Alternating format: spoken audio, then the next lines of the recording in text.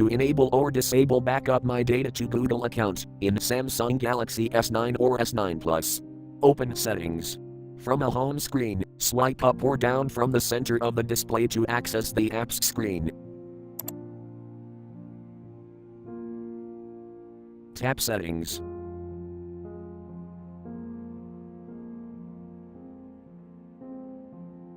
Scroll down.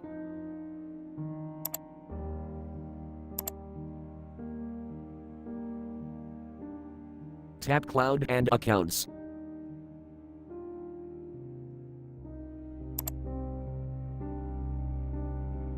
Tap Backup and Restore.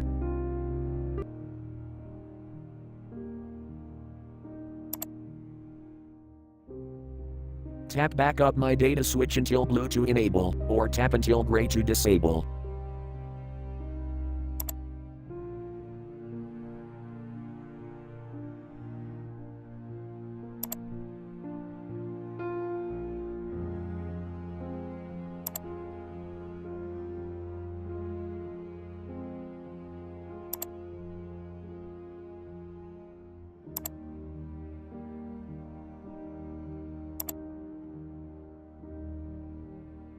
Thank you for watching. Have a nice day.